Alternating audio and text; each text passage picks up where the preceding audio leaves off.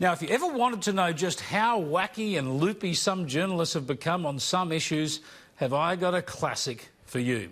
First, have a look at this seemingly harmless exchange on Channel 7's Sunrise program last week. There's a great story about this horse, this gelding. Val de Clare was really the horse no one wanted. His breeder couldn't reach the reserve price of $60,000 at the sales. Now he's won $4 million. You know, how incredible. It's a lovely story. I mean, this is the horse that grew here, not flew here. Grew here, not flew here. OK, so now let's see what a journalist saw in that exchange. Osman Faruqi is a former Greens candidate who now works for, guess who, the ABC on their Life website.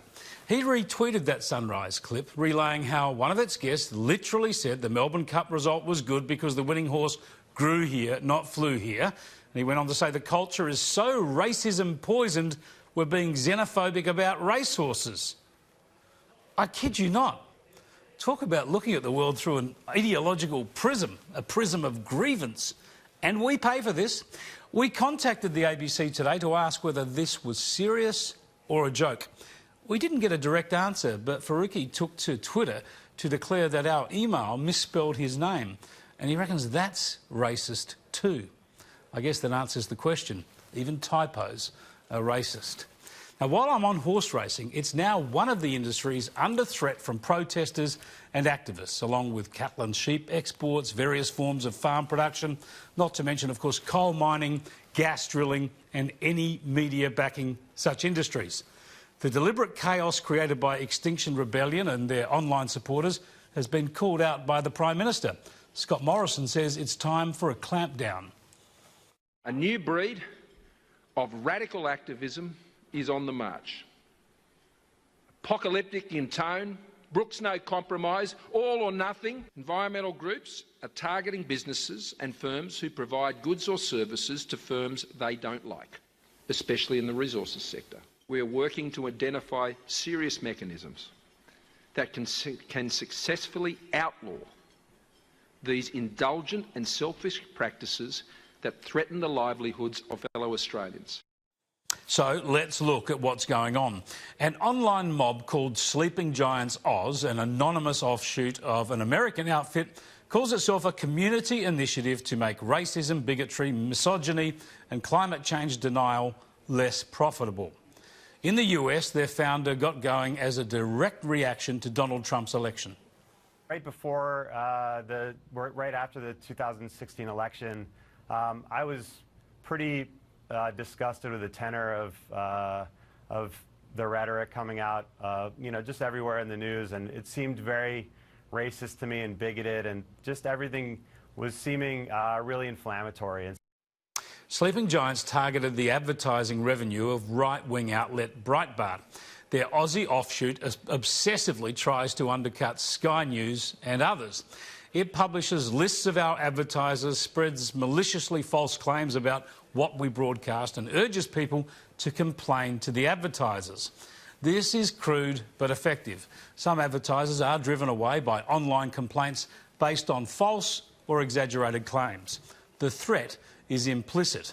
Look at this tweet directed at the Sydney Symphony Orchestra saying Sleeping Giants is bitterly disappointed they would spend money advertising on Alan Jones, making claims about violent and bullying language, especially towards women. Please reconsider, they say, with the unspoken threat of an online campaign hanging heavy in cyberspace. But when challenged, they deny urging boycotts. They responded to one tweet saying, "We simply advise companies of the content that they are supporting with their advertising dollars." Think of it as a Clayton's boycott. It sometimes works. And it's not just Sky's advertisers Sleeping Giants target. It's anyone whose views don't match those of the so-called tolerant left. They've targeted The Australian because of its factual reporting of children encouraged to undergo gender transformation.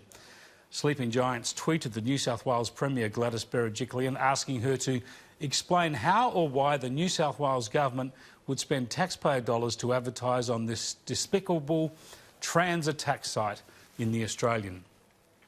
Then there was 60 Minutes, who had the hide to run a Conservative commentator critical of Meghan Markle. I mean, look at all these tourists here. a lot of people, and it's a sunny day. Yeah. Well, you know who they've come to see, Harry and Meg's. They've not come to see Harry and Meg's. They've come to see the Queen. They've come to pay respect to the great British tradition of the monarchy. They've come to see real royals. Wow, shocking stuff, wasn't it? Sleeping Giants responded, "We're ready for 60 Minutes. Companies advertising during Sunday night's broadcast are on notice. You will be named and shamed.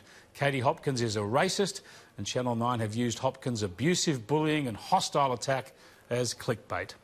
The hyperbole, false claims, exaggerations and slurs are endless.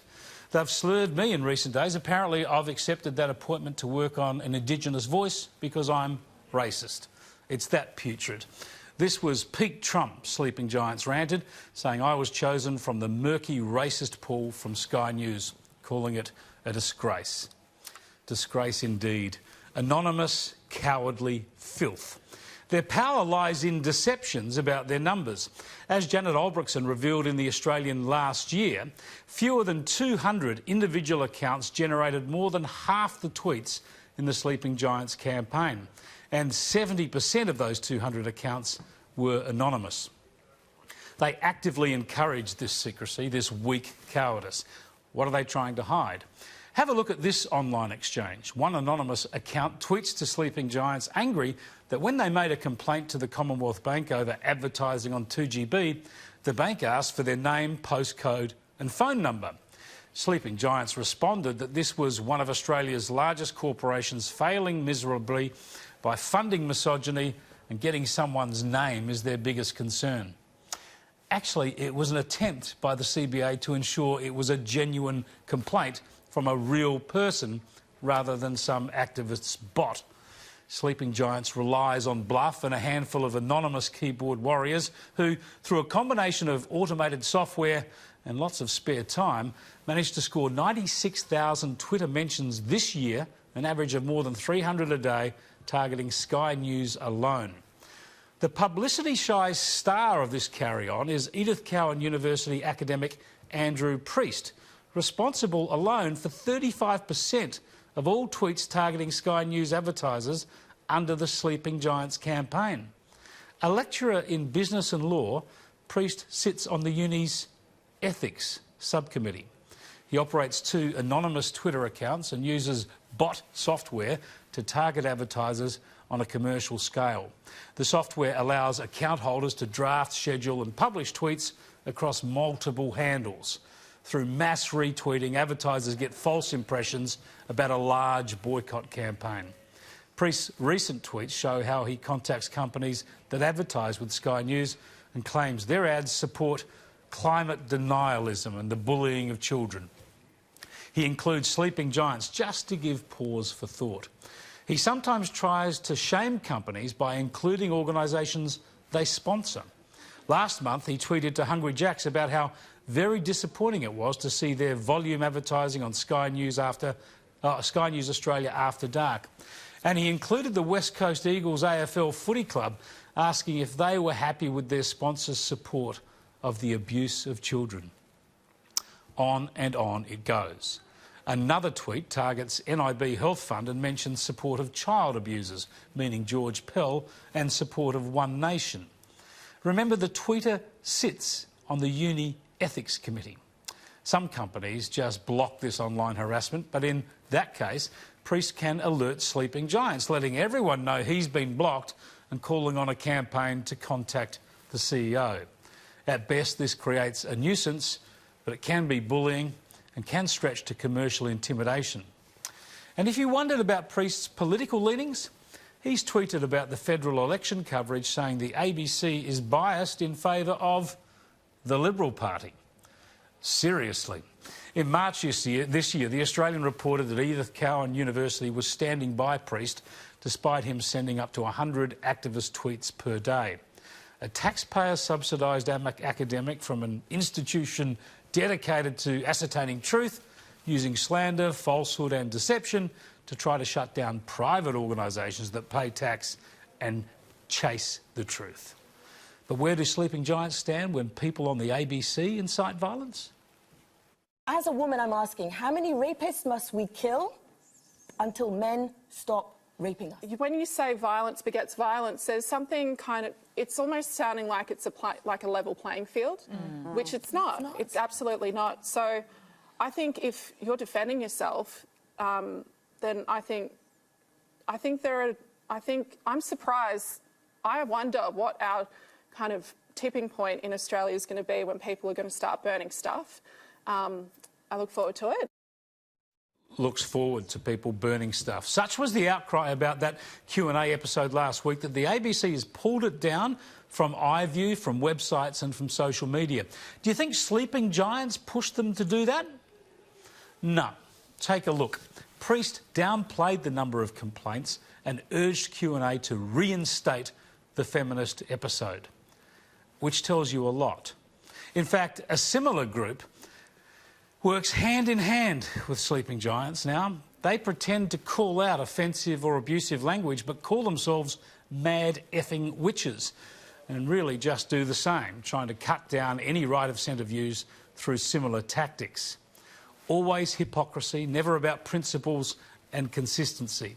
Even when hiding behind anonymity, it's not about the principle, it's about the political or ideological side. They are not so much sleeping giants as the woke pygmies of online activism.